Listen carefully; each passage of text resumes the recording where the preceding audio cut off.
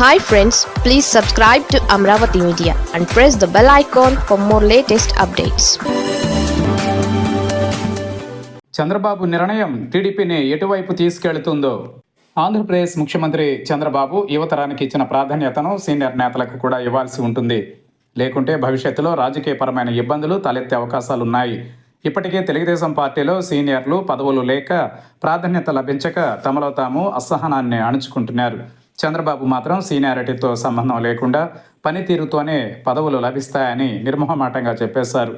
దీంతో seniority, loyalty కంటే తెలుగుదేశం పార్టీలో హైకమాండ్ అడుగులకు మడుగులొత్తే వారికే పదవులు వస్తాయన్న అభిప్రాయం బలంగా కనిపిస్తోంది. చంద్రబాబు నాయుడు 4 సార్లు ముఖ్యమంత్రి అయ్యారన్నా, తెలుగుదేశం పార్టీ అధికారంలోకి వచ్చిందన్నా కేవలం ఆయన ఒక్కరి వల్లనే కాదన్న విషయాన్ని ఇప్పుడు విస్మరించడం సరికాదంటున్నారు.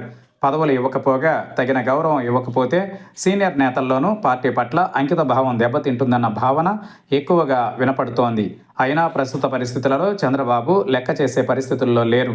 తనకు పవన్ కళ్యాణ్, బీజేపీ మద్దతు ఉంటే గెలుస్తామన్న నమ్మకంతోనే ఆయన లోకేష్ టీంకు ప్రాధాన్యత ఇస్తున్నారు.